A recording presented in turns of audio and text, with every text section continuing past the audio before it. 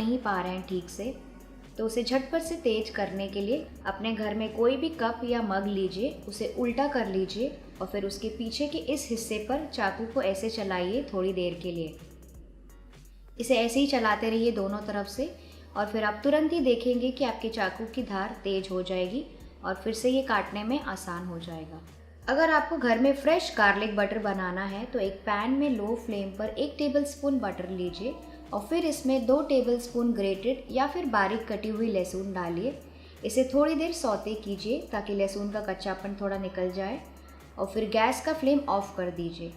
इसके बाद इसमें बाकी का बचा हुआ 100 ग्राम बटर या फिर आप जितना भी बटर यूज़ कर रहे हैं डालिए और साथ ही में मैं थोड़ी सी फ्रेश धनिया भी डाल रही हूँ और इसे अच्छे से मिक्स कर लीजिए। बटर पैन की गर्मी से अपने आप ही मेल्ट हो जाएगा।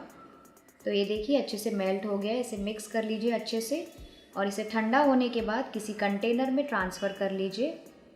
अब मैं इसे फ्रिज में सेट होने के लिए रख दूँगी ताकि मेरा बटर तैयार हो जाए। सेट होने के बाद आप ये देख सकते हैं कि बटर तैयार हो गया है। ये गार्लिक बटर है, फ्रेश होममेड गार्लिक बटर। अब आप इसे किसी भी अपने फेवरेट टोस्ट में डाल के एंजॉय कर सकते हैं। भिंडी काटने के समय अक्सर थोड़ी चिपचिपी कटती है और उसमें से थोड़ी लेस भी छूटने लगती है, जिसकी वजह से भिंडी क्रिस्पी भी नहीं बनती है पकाने के समय।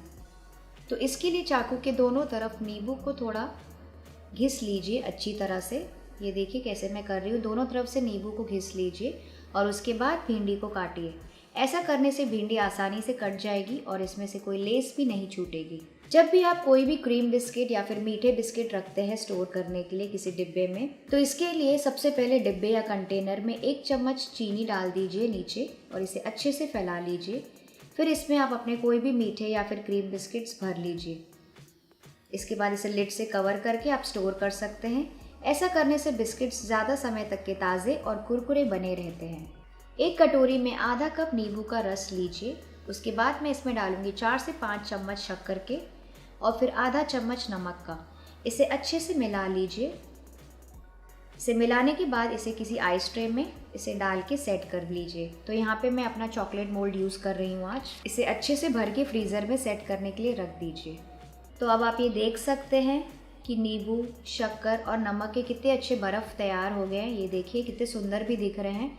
तो फिर गर्मियों में जब भी आपका नींबू पानी पीने का मन हो, बस इसे निकाल दीजिए, ग्लास में डाल दीजिए और इसके ऊपर आप सोडा या फिर पानी डाल सकते हैं और फटाफट नींबू शरबत एंजॉय कर सकते हैं गर्मियों के दिनों में। पूड़ी या पकोड़ा तलने के समय तेल में चुटकी भर नमक डाल दें। इससे पकोड़ा कम तेल सोखेंगे। इससे आपकी तली हुई चीज़ों में ज़्यादा तेल नहीं आएगा और आपकी सेहत भी ठीक रहेगी। तो ये देखिए पकोड़ों में बहुत ज़्यादा तेल नहीं आया है। तो इसके लिए आप पहले तेल में थोड़ा सा नमक डाल दीजिए। हरी सब्जियां पकाते समय उसमें चुटकी भर शक्कर डालें और पकाएं। ऐसा करने से आपकी सब्जी का कलर हरा ही कायम रहेगा और उसका स्वाद भी बढ़ जाएगा। रोटी के बर्तन में कुछ अदरक के टुकड़े डाल दीजिए सारी तरफ, ऐसे 3 से 4 टुकड़े इस तरह, और फिर ऊपर से कोई मलमल का कपड़ा रखिए और इसके बाद आप इसमें रोटियां रखिए। आप चाहें तो फॉइल में भी रोटियां रख सकते हैं और फिर इसे अच्छे से ढक करके इसका ढक्कन बंद कर दीजिए। ऐसा करने से आपकी रोटियां ज़्यादा समय तक के नरम और ताज़ी बनी रहेंगी। जब भी आप पराठा बनाते हैं तो कभी कभी पराठा बनाते समय बेलन बहुत ज़्यादा चिपचिपा हो जाता है क्योंकि उसमें आटा चिपकने लगता है और आप पराठे को ठीक से बेल भी नहीं पाते हैं। तो इसके लिए बेलन को 4 से 5 मिनट तक के फ्रिज में रख दीजिए और फिर पराठे को बेलिए। ऐसा करने से आपका आटा बेलन में चिपकेगा नहीं। अगर आपके पास जामन नहीं है दही जमाने के लिए तो घबराइए मत। दूध को हल्का गर्म कर लीजिए, यानी कि कुनकुना कर लीजिए, जैसे कि आप नॉर्मली दही जमाने के लिए करते हैं। फिर इसमें डालेंगे 2 सूखी लाल मिर्च। ध्यान रखिए कि 2 सूखी लाल मिर्च डंठल के साथ ही होना चाहिए। इसे इसमें डाल दीजिए और चम्मच के साथ ऐसे थोड़ा सा मिक्स कर लीजिए ताकि इसकी डंठल थोड़ी सी अंदर चली जाए। इसी तरह से आप 2 सूखी लाल मिर्च की जगह 2 हरी मिर्च भी यूज़ कर सकते हैं, लेकिन वो भी डंठल के साथ होनी चाहिए। फिर इसे ढककर किसी गर्म जगह पर 10 से 12 घंटे के लिए रख दीजिए। 12 घंटे के बाद आप देखेंगे कि एकदम अच्छे से जम गई है दही। ये देखिए ये दही बहुत अच्छी तरह से जम गई है, जैसे नॉर्मली जमती है। और मैं आपको काट के भी दिखाती हूँ। ये देखिए बिल्कुल मलाईदार दही है, ये बहुत अच्छे से जम गई है और ये मलाईदार दही जमी है। तो अगली बार अगर आपके पास जामन नहीं हो तो आप दही इस तरह से जमा सकते हैं। यदि किसी बर्तन में कोई खाना जल जाए तो उसमें थोड़ा सा पानी डालिए और फिर चाय पत्ती डाल दीजिए। फिर इसे थोड़ी देर उबाल दीजिए 1 से 2 मिनट के लिए। उसके बाद गैस का फ्लेम ऑफ कर दीजिए और इसे ऐसे ही छोड़ दीजिए थोड़ी देर के लिए। फिर इस बर्तन को किसी डिटर्जेंट से धो लीजिए।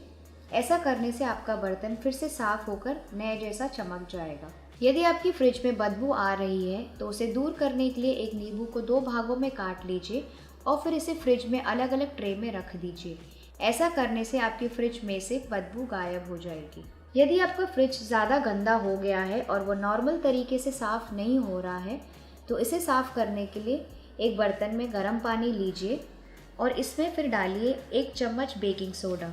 इसे अच्छे से मिक्स कर लीजिए और उसके बाद इसके अंदर कपड़ा या स्पॉन्ज जिससे भी आप साफ़ करते हैं उसे भिगा लीजिए। उसके बाद इस स्पॉन्ज से अपने फ्रिज की ट्रेस को साफ़ कर लीजिए। ऐसा करने से आपकी फ्रिज की ट्रेस चमक उठेंगी।